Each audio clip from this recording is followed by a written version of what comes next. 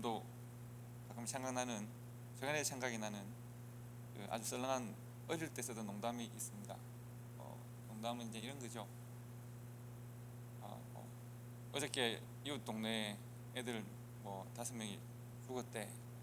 다들 놀라서 왜 죽었는데? 그러면 라면 땅 하다가 건발바서 죽었대. 뭐 이런 이야기 하지 않았습니까? 분위기 썰렁한 건 당연히 썰렁하다는 이야기죠. 뭐 그런 이야기 했었습니다. 뭐 그런 농담을 했던 기억이 있습니다. 이렇게 어릴 때 우리가 놀았던 놀이들이 있습니다. 그리고 그 놀이들은 늘 우리 속에 마음에 기억에 남아 있습니다. 요즘 한국의 놀이를 소재로 해서 드라마를 만들었는데 그 드라마가 아주 전 세계적인 인기를 끌고 있는, 화제가 되고 있는 드라마가 있죠. 아마 아실걸요. 여러분들은 아마 젊으신 분들은 아시고 보신 분도 있을 텐데 제목이 뭐죠?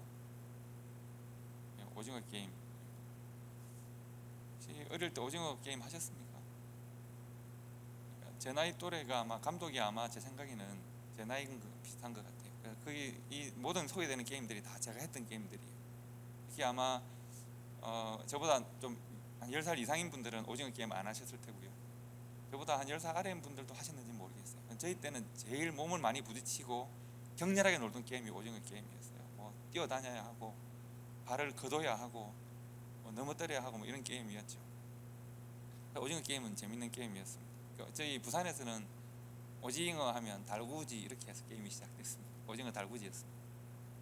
그 외에도 보면 지방마다 이름이 좀 다르기도 하고 여기는 놀이도 달랐지만 놀이의 방식은 조금씩 다르지만 그러나 많은 놀이들이 있었고 이 오징어 게임이라는 이 드라마는 넷플릭스 서비스가 가능한 세계 83개국 중에서 이미 뭐 83개국 전역에서 1등을 다 했다고 하니까 대단한 팬덤을 이제 형성을 하게 된 거죠. 이 드라마가 왜 세계적으로 이렇게 인기가 있을까? 지극히 한국적인 정서가 반영되어지고 사실 생존 게임이라고 하는 그 하나의 장르가 세계적인 영화 장르가 되어서 영화가 많이 만들어졌죠. 그 메이저 러너 이런 영화나 헝거 게임 이런 영화들은 굉장히 유명한 배우들이 나와서 스케일을 대단하게 했죠. 그리고 인기를 끌기도 했지만 오징어 게임만큼은 아니었어요. 오징어 게임처럼 전 세계에서 이렇게 반향을 일으키지는 못했습니다. 이 드라마가 왜 이렇게 인기가 있을까? 왜 또 이렇게 요즘 한국 게임이 인기가 많죠. 제일 인기 있는 게임이 뭐라고 해요? 외국 사람들에게 제일 인기 있는 게임이 무궁화꽃이 피었습니다라고 하더군요. 무궁화꽃이 피었습니다. 그리고 달고나 눌러서 하는 그것도 지금 인기가 아주 있기도 하고 그런 이야기를 합니다. 근데 왜 이렇게 인기를 얻게 되었을까? 드라마 내용은 여러분 잘 아시겠지만 잠시 소개하면 그렇습니다. 주인공이라고 하는 이 한 사람이, 기훈이라는 사람이 빚더미에 짓눌린 아주 루저의 삶을 살고 있습니다. 근데 그에게 어떤 빚과 같이 제한하는 사람이 있습니다. 게임에 참여하라는 거죠. 상금이 엄청납니다. 456억입니다. 사실 알고 보니까 한 사람당 1억 정도의 상금이 걸려 있고 456명이 참여하는 게임입니다. 각각 자신만의 삶의 기구한 이야기, 스토리를 가지고 살아가는 456명이 같은 욕망으로 이 상금을 따고 살아남아서 상금을 쟁취해서 내 인생을 바꿔보리라 같은 욕망으로 게임에 참여합니다. 우리 어렸을 때 익숙했던 무궁화꽃이 피었습니다. 딱지치기, 구슬치기, 줄다리기, 달고나 뽑기, 징검다리 건너기, 그리고 오징어 게임 이런 것들을 하면서 이제 각 참가자들이 한 번 게임을 하고 탈락자와 진출자가 가려지게 되고, 탈락자는 어떻게 되나요? 어릴 때는 검을 밟으면 죽었다가 그 다음 게임을 하면 살아나면 되지만 이 게임은 탈락하거나 지게 되면 죽음을 맞이하게 됩니다. 한 게임을 마칠 때마다 절반 정도가 확 떨어져 나가서 많은 사람이 죽습니다. 다시 절반이 되고 절반이 되는 과정을 거쳐서 그게 마지막에 한 사람이 남죠. 그 사람이 이제 456억을 가지게 되고 456억을 가진 그 사람이 또한 오징어 게임 다음 이후에 새로운 오징어 게임이 시작되고 또 그 게임에 참여하는 것 같은 암시를 주면서 드라마를 마칩니다. 왜 이렇게 전 세계 사람들이 환호할까? 재밌기 때문이죠. 기발하고 재밌기 때문에. 스케일이 대단히 장대하고 하진 않지만 기발하고 재밌기 때문에 그렇습니다. 각자의 스토리 라인이 든든하게 있습니다. 각자가 기구한 삶의 과정이 있고 또 대부분 그 과정을 넘어서기 위해서 오징어 게임이라는 게임에 참여하지만 대부분 비극적인 결말을 맞이합니다. 그리고 놀이들이 어릴 때는 굳이 우리나라 놀이뿐만 아니라 각 세계 자기들이 어릴 때 놀았던 놀이를 기억하겠죠. 어릴 때는 놀이였었는데 이기든 지든 그건 성장의 과정이었고 학습의 과정이었는데 어른이 되고 보니 어른이 되고 난 다음에 해야 되는 치열한 경쟁에서의 결과는 이건 장난이 아닌 겁니다. 나의 승리는 늘 다른 사람의 눈물과 고통의 열매일 때가 많습니다. 나의 패배는 알고 보니까 내가 아무리 발버둥 쳐도 이미 결정되어 있는 듯한, 나는 소수의 승리를 위한 떡밥에 불과했구나 하는 것을 나이가 들면서 깨닫게 되는 일이 많습니다. 뭐 이런 여러 가지 이야기를 해봐도 이제 그렇다고 해서 이 정도로 인기가 있을까? 뭐 이런 생각을 하면서 이 드라마를 보게 됩니다. 한편 제가 오늘 소개해드리고 싶은 분이 한 분 더 있는데 제러드 다이몬드라고 하는 분이 있습니다. 이분은 여러분들도 아마 관심 있는 분 읽어보셨을 텐데 총, 균, 쇠라고 하는 책을 쓴 사람입니다. 그러니까 그 세계 문명의 전환기를 만들어냈던 총, 균, 쇠라고 하는 제목으로 제러드 다이몬드라고 하는 학자가 책을 썼고요. 이분은 문화인류학자라고 하기도 하고 문명연구가라고도 말을 하기도 합니다. 지금 UCLA에 있는 분입니다. 이분이 이제 팬데믹 이후에 세상이 어떻게 변할까, 팬데믹 이후에 우리는 어떤 삶을 준비해야 될까, 이런 이야기를 하는 중에 한국의 어느 한 신문사와 인터뷰를 했습니다. 인터뷰 내용이 있는데 제가 여러분들에게 들려주고 싶은 한 부분만 발췌를 해서 여러분들에게 들려드리려고 합니다. 기자가 무엇을 물었느냐 하면 코로나19 이것이 우리 문명의 전환점이 될 것 같은가, 이것이 터닝 포인트가 될 것인가를 물었습니다. 그러자 다이몬드 교수가 이렇게 말을 합니다. 나는 그렇게 되기를 바랍니다. 그러니까 코로나19는 문명의 전환점이 되어야 한다는 겁니다. 코로나19이 준 중요한 가르침이 바로 모든 나라가 안전하지 않으면, 즉 약하고 가난한 나라가 안전하지 않으면 아무리 초강대국이라고 해도 안전할 수가 없다는 것을 보여줬기 때문입니다. 즉 코로나19를 해결하기 위해서는 한 나라만 해결해야 되는 것이 아니라 전 지구적인 해결책이 갖춰져야 된다는 것을 알게 됐다는 겁니다. 그러므로 지구적인 시스템을 만들어야 된다는 거죠. 다 함께, 나만 뭔가 살아남는 방식이 아니라 다 함께 살아남는 법을 뭔가 공부를 지금 해야 합니다. 예를 들면 코로나19을 전 세계 사람들이 다 걸린다고 해도 2% 정도입니다. 치사율이 그 정도입니다. 그러니까 많은 사람이 죽는 거긴 하죠. 하지만 우리에게는 코로나보다 더 심각한 지구적인 문제들이 이미 있습니다. 코로나19 걸린다고 해도 2%가 죽지만 모든 사람이 죽는 건 아니죠. 그런데 모든 사람이 죽음을 맞이할 수 있는 심각한 위협들이 있습니다. 첫째, 이분은 4개를 제시하는데 첫째는 핵 위협이 있습니다. 한국 사람들은 핵무기가 발사될 수 있는 끔찍하고 어리석은 조건들을 잘 알고 있을 겁니다. 핵무기의 위협이 있습니다. 둘째, 기후변화라는 위기 요소가 있습니다. 기후변화로 인해서 점진적으로 모두가 죽음을 맞이한다. 비극적 시나리오가 준비되어 있습니다. 그 점진적으로 모두가 다 비극적인 결말을 맞이하기 전에 이미 우리의 삶은 조금씩 무너지고 있습니다. 여러분, 올해 우리가 기후변화를 체감하고 있지 않으십니까? 바다 수온이 높아지고 토네이도가 펜실베니아까지 올라와서 집들을 부수고, 보니까 바다 수온이 높아진 것은 그냥 단순히 수온이 높아졌다가 아니라 생태계를 완전히 바꿔내는 일이기도 하고요. 바람의 방향을 바꾸기도 하고 그렇습니다. 세 번째, 자원 고갈 또한 서서히 세상을 무너뜨리는 요소가 되기도 합니다. 코로나19이 가르쳐주는 수업을 제대로 배운다면 지구적 문제에 대해서 지구적 해결책을 찾기 위해 시스템을 만들어야 된다는 거죠. 네 번째는 불평등을 현대사회가 해소하지 않으면 현대사회는 전진할 수가 없습니다. 코로나라고 하는 이 유행병은 불평등 위에 깊이 뿌리를 내리고 있습니다. 그래서 코로나19을 우리에게 지구적인 답을 찾도록 숙제를 내는 아주 강력한 선생님으로 받아들이면 좀 희망적입니다. 그래서 코로나가 중대한 위기로 역사적 전환점을 만들어낼 것이라고 하는 것에 대해서는 자기는 굉장히 큰 목소리로 예스하고 싶다, 이렇게 말을 했습니다. 여러분, 생존 게임으로서의 이 오징어 게임을 한번 기억해 보시고 코로나19에 대한 제러드 다이몬드의 이 교수의 이야기를 한번 기억해 보실까요? 오징어 게임 같은 이 종류의 장르를 생존 게임이라고 합니다. 생존 게임 드라마라고 합니다. 생존 게임, 그러니까 생존하기 위한 게임. 희망적인가요? 절망적인가요? 생존하기 위해서라고 하면 뭔가 희망적인 것처럼 보이지만, 그러나 소수의 생존을 위해 다수의 절망을 기반으로 하고 있기 때문에 희망적이라기보다는 절망적이라고 말할 수도 있습니다. 이런 게임이 정말 실존하는가?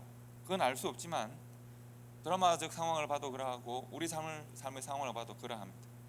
각자가 456명이 그냥 내버려둬도 절망적인 삶을 살 수밖에 없고, 모아둬도 절망은 계속됩니다. 한 사람에게 희망이 오직 모이는데 대부분 455명은 죽고 한 사람이 살아남는 것이니까요. 과연 희망일 수 있을까? 그리고 그 한 사람도 이 게임이 끝나면 다시는 게임을 안 해야 하는데 그 다음 게임으로 다시 들어가려고 합니다. 메이저 러너니 헝거 게임이니 하는 이런 게임, 비현실적인 가상 세계를 만들어서 하는 게임이 아니라 이 오징어 게임이라고 하는 이 드라마는 우리의 현실을 반영하고 있습니다. 드라마 이 오징어 게임에 참여하는 사람들은 여러분과 저와 그렇게 크게 다르지 않은 사람들입니다.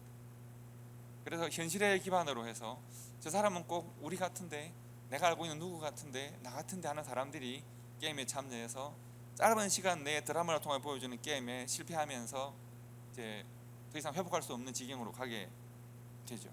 그러나 대부분 우리는 그 사람들이 그런 희망을 걸고 살았던 것처럼, 짧은 시간에 게임을 하고 이길 수 있는 희망을 걸고 사는 것처럼, 대부분 우리들은 짧은 시간에 게임이 펼치지는 않지만 우리 인생 라이프타임에 수많은 게임들에 참여하게 되고 실패하게 되고, 여전히 나는 그러나 희망을 품고, 그러나 여전히 나는 실패를 당연히 받아들이는 삶을 살고 있기 때문에 오징어 게임을 통해서 우리의 실패와 신락 같은 희망을 함께 보면서 드라마에 몰입하게 되고, 다수가 패배자가 되고 소수가 승리자가 되지만 그 승리자조차도 곧 패배자가 되는 그러한 패러다임 속에서 우리 자신들을 보면서 한때는 놀이를 통해서 성장하는 것 같았지만 이제는 삶의 현실을 통해서는 더 이상 재미가 있지 않은 그런 삶에 우리가 있으면서 드라마를 통해서 우리가 열광하게 되는 것이죠. 그리고 생각해보면 안타깝게도 우리는 대부분 다 이러한 삶의 현실을 그것이 이 세상에 존재하는 법칙이다, 세상은 다 그런 것이다 라고 인정하며 살아오고 있습니다.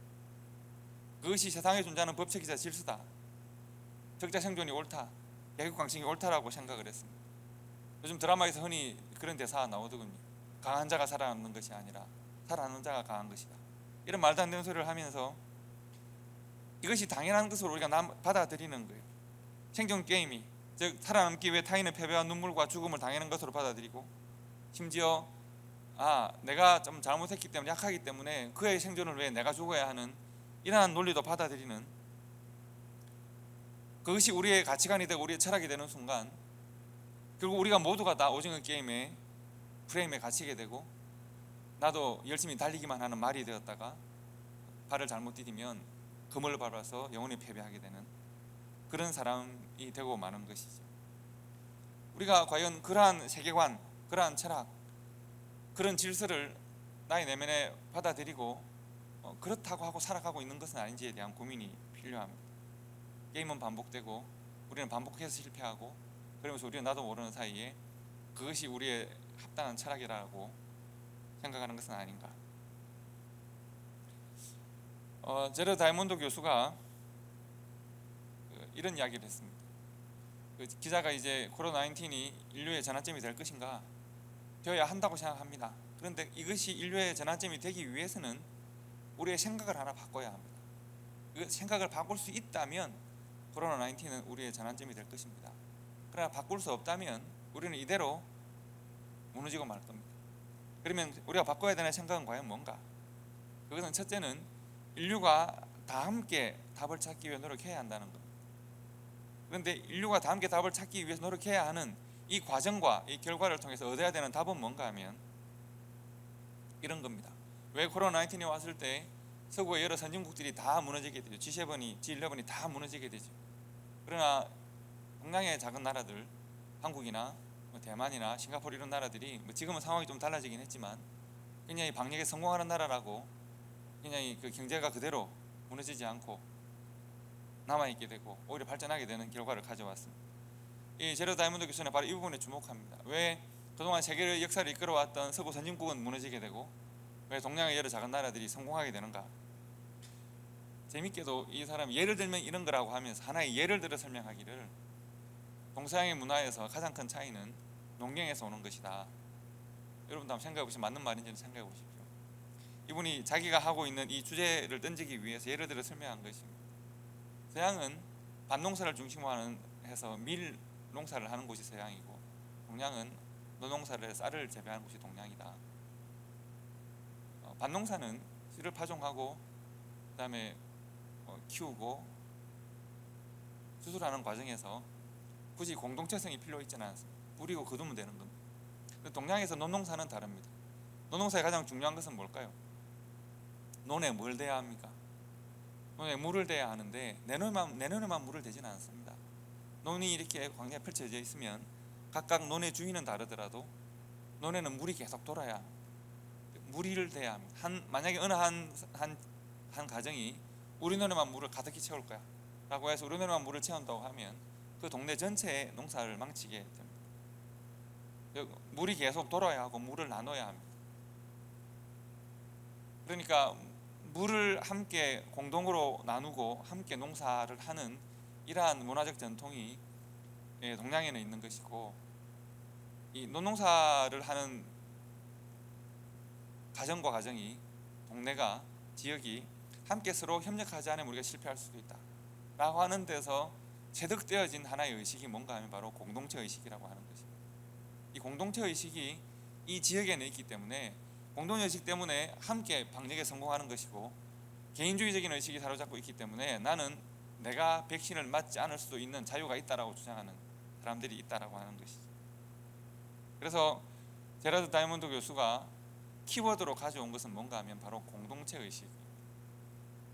공동체 의식이 있어야 이 위기를 극복할 수 있다. 인류는 과연 이 공동체 의식을 붙들 수 있는가, 서로 품을 수 있는가. 그것이 코로나 19을 통해서 한 나라의 문제는 모든 나라의 문제이면서 가장 가난한 나라의 문제가 해결되지 않으면 가장 부강한 나라의 문제도 해결할 수 없다 라고 하는 것을 지구적으로 알아야 지구적인 시스템을 만들 수 있고, 공동체 의식이 생겨야 그와 내가 이웃이다라고 하는 공동체 의식이 생겨야 비로소 문제를 해결할 수 있다, 이런 이야기를 했습니다. 제가 오늘 이렇게 장황하게 불교의 서론을 설명한 이유는 오늘 여러분과 함께 나누기를 원하는 말씀이 바로 공동체 의식이 있기 때문에 그렇습니다.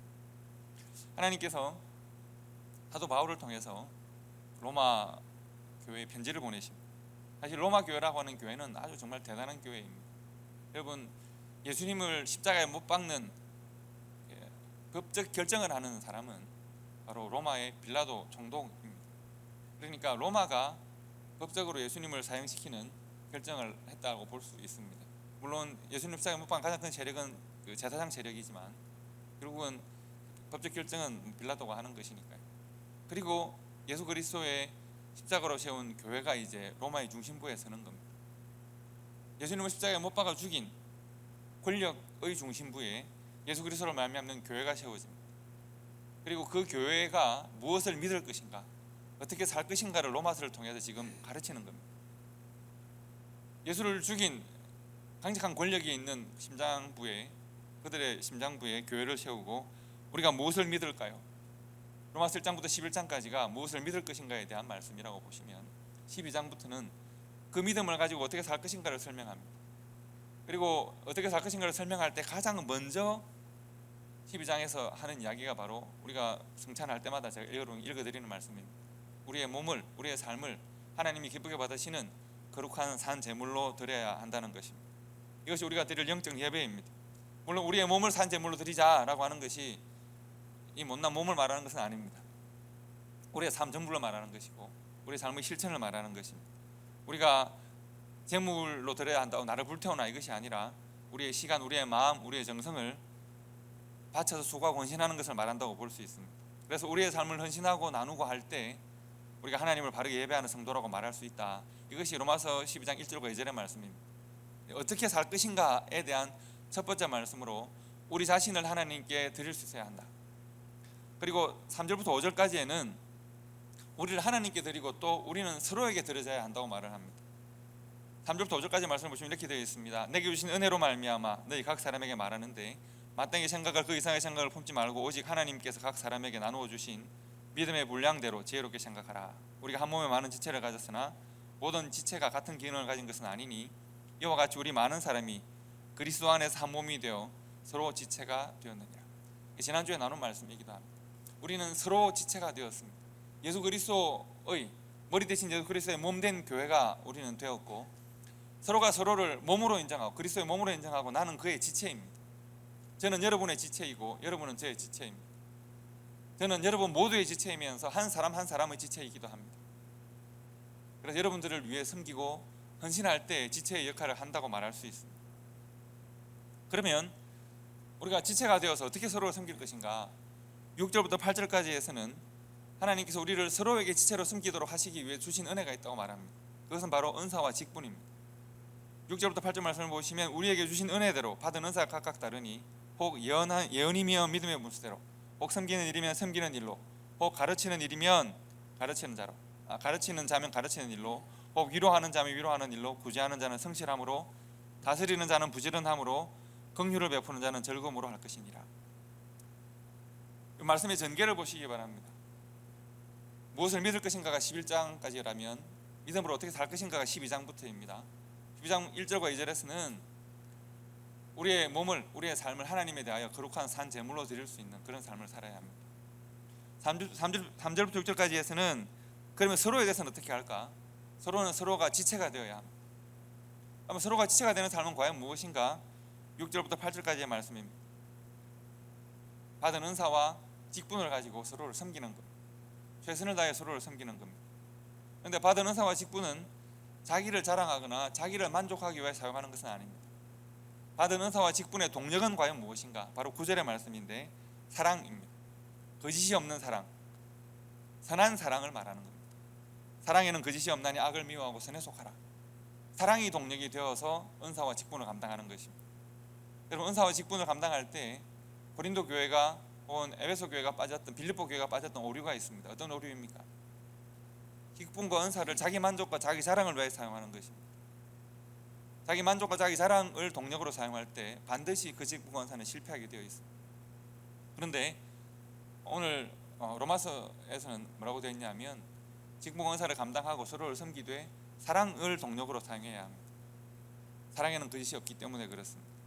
그리고 이제 교회가 공동체성을 확보하기 위한 요약된 말씀이 있다면 바로 오늘의 본문의 말씀입니다. 12장 10절부터 11절까지의 말씀입니다.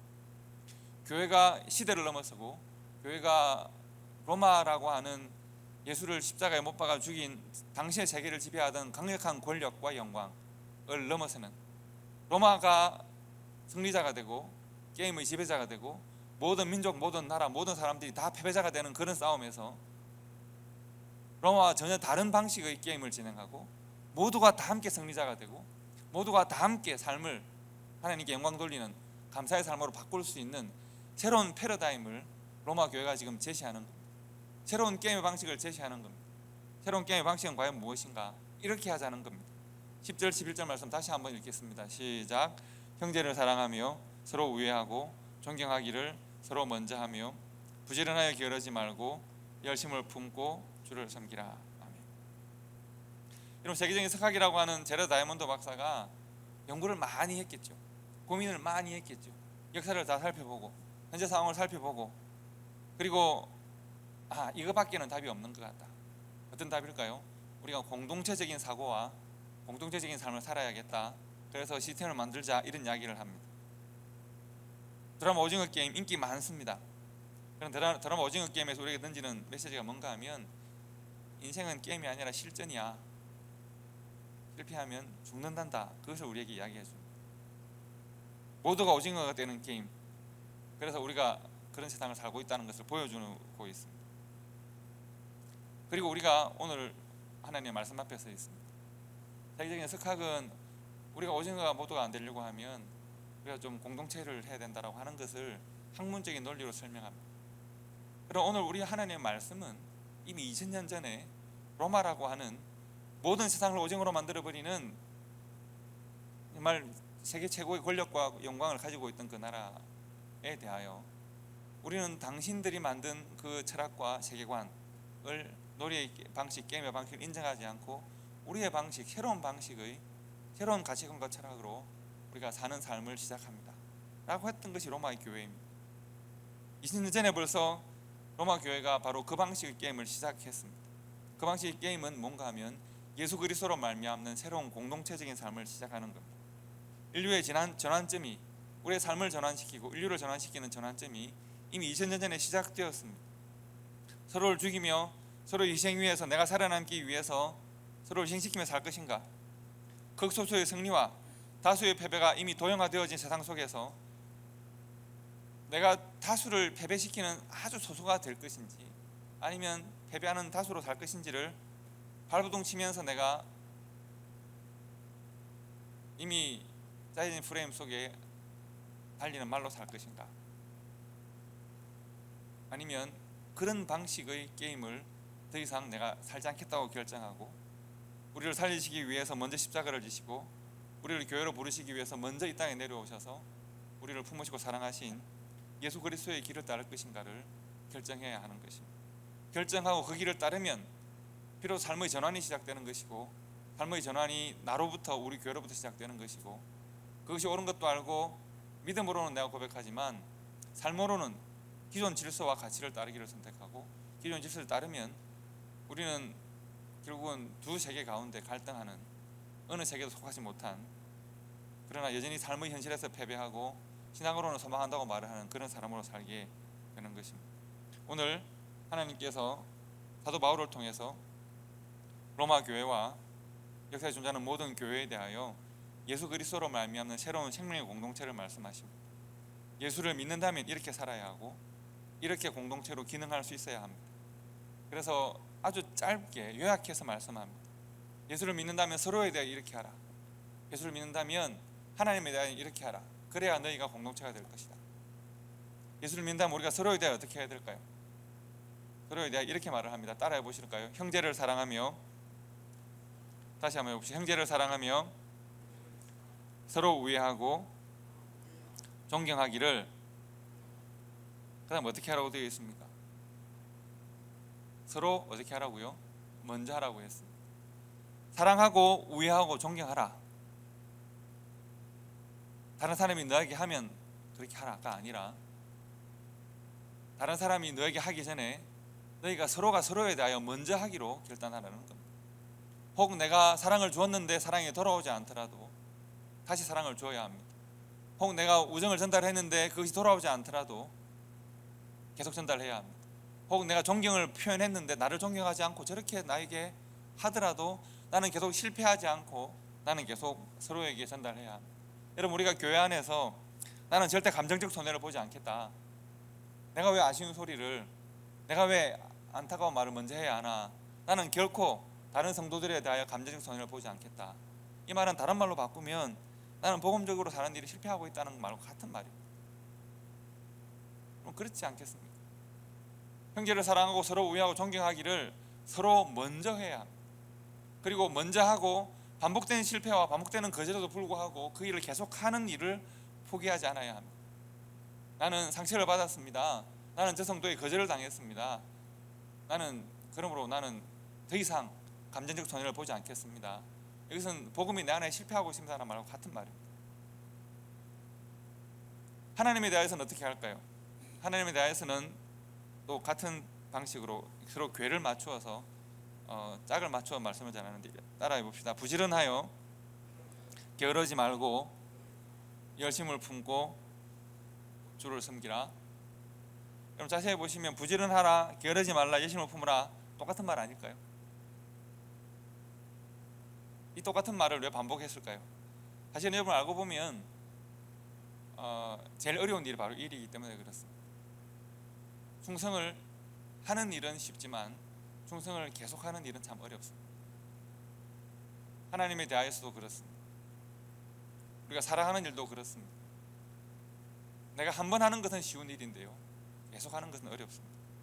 부지런해야 하고 게으르지 않아야 하고 열심을 품어야 합니다. 그리고 열심을 품는 일을 내가 포기할 수 있는, 내가 더 이상 하나님을 섬기고 이 일을 할 수 있는 내가 만 가지 이유를 말할 수도 있습니다. 만 가지 이유로 이것을 거절할 수도 있습니다. 해야 하는 이유는 딱 한 가지입니다. 예수님께서 나를 포기하지 않으셨기 때문에 나는 만 가지, 그보다 더 많이 100, 1000, 만 가지 이유로 나는 이제 더 이상은 이제 힘들겠습니다. 더 이상 부지런할 수 없고, 더 이상 게으르지 않을 수 없고, 더 이상 열심히 품을 수가 없네요. 아이고, 난 너무 지쳤네요. 난 너무 힘드네요. 상처받았네요. 어렵네요.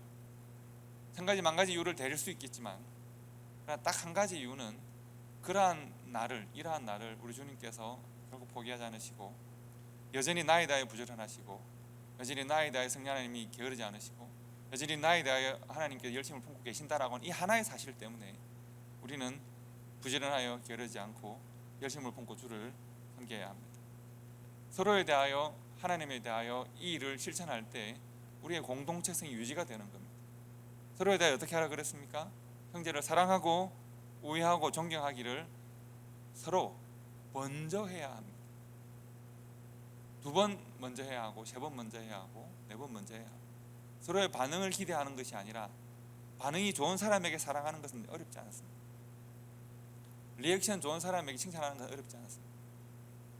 서로가 먼저 지치지 않고 해야 하고, 하나님을 섬기되 부지런하고 게으르지 않고 열심을 품고 섬기는 일에 우리가 성공할 수 있어야 합니다. 바로 그럴 때 교회는 계속 공동체로, 예수 그리스도를 말하는 공동체로, 예수 그리스도의 그야말로 정신과 마음과 생각이 살아있는, 예수 그리스도의 복음이 살아있는 교회가 될 수 있는 것이죠.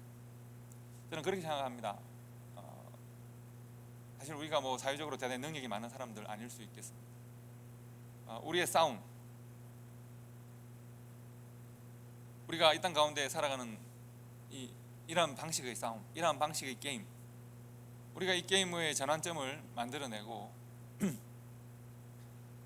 우리가 새로운 삶을 가치관과 세계관으로 결정하지 않으면, 그래서 내가 이런 방식으로 나도 상금을 획득해야지, 나도 성공해야지 라고 하는 소수의 희망을 걸고 허죽거리며 살든, 저 상금은 내 것이 아닐 거야, 누군가 이기겠지, 나는 패배자로 살든, 이 게임을 바꾸지 않으면, 이 게임의 방식과 이 게임의 철학과 가치관을 바꾸지 않으면, 이 게임에 나도 모르는 사이에 그런 방식으로, 이것이 우리를 지배하는 게임의 법칙이야. 교회에서도 사회에서도 그런 방식으로 살면 내 자녀도 그렇게 살 거예요. 내 자녀의 자녀도 그렇게 살 거예요. 세상은 변하지 않을 거예요. 코로나는 계속 다가올 것이고, 코로나보다도 무거운 것이 다가올 수 있어요. 그러나 변화는 늘 나 한 사람으로부터 시작하고, 우리 모임으로부터 시작하고, 우리 가정과 공동체로부터 시작하는 것이니까 우리가 우리의 마음과 생각을 바꿔낼 수 있으면 좋겠습니다. 우리 자녀가 그런 세상을 살지 않도록 하려고 하면 내가 다른 방식의 게임을 질서와 가치관으로 받아들일 수 있어야 합니다. 우리 자신으로부터 변화된 가치와 삶이 시작되어야 합니다. 세상이 우리를 선택하는, 세상이 우리들의 삶의 방식을 선택하는 방식이 아니라 우리가 복음으로 말미암아 새로운 삶의 방식을 선택하고 새로운 가치관을 선택하고, 그래서 우리가 살아가는 삶의 방식은 이것이다. 우리는 한 사람이 승리하고 455명이 죽음을 맞이하는 그런 방식의 게임이 아니라, 우리는 예수 그리스도의 죽음 때문에 서로를 섬기고 서로를 먼저 사랑하고 서로에게 먼저 헌신하여서 우리 모두가 다 함께 그리스도의 생명으로 풍성해지는 삶의 방식을 선택하겠다. 비록 세상이 우리를 거절하고, 비록 세상이 우리에 대하여 너희들은 그러니까 패배하는 거야 라고 말을 할지라도, 이미 나에게는 게임의 방식이 바뀌고 게임의 철학이 바뀌고 세계관이 바뀌었으므로, 이 바뀐 세계관과 철학을 가지고 있는 우리들 모두가 함께 모여 서로에게 먼저 사랑하고 먼저 우애하고 먼저 존경하고 하나님을 섬기되 포기하지 않기 때문에, 주를 섬기되 부지런하고 게으름을 피지 않고 열심히 섬기기 때문에, 이 단순한 말씀을 우리가 서로에 대하여 실천하고 하나님에 대하여 실천하면서 우리가 서로가 서로를 살리는 공동체가 되고, 서로의 지체가 되어서 서로의 생명을 풍성하게 하는 공동체가 되고, 우리의 풍성하게 넘치는 이러한 생명력을 이웃들에게 전해서 교회 공동체가 있는 곳에는 삶의 전환이 일어나고 가치관의 전환이 일어나고 새로운 삶이 선거되어지는 그런 은혜가 있기를 바라는 것입니다. 우리의 삶이, 우리의 가정이, 우리의 교회가 예수 그리스도의 십자가의 공동체가 되어서 세상을 변화시키는 전환점이 될 수 있는 것입니다. 세계적인 석학은 자기 학문에 근거해서 그런 말을 하고, 많은 사람들은 더 이상 우리에게 희망이 없다고 아우성치지만 예수 믿는 아름다운 교회 공동체로 부르심을 받은 여러분과 저는 서로를 먼저 섬기고 하나님을 낙심하지 않고 섬기고 사랑하는 말미암아 서로에 대하여 하나님 나라를 함께 세워나가는 생명 풍성한 공동체가 되고 삶이 되고 우리에게 넘쳐나는 이 풍성한 생명을 이웃들에게 전가하는 우리 복된 삶의 전환이 있는 초대교회와 성도가 되시기를 주님의 이름으로 축복합니다. 기도하겠습니다.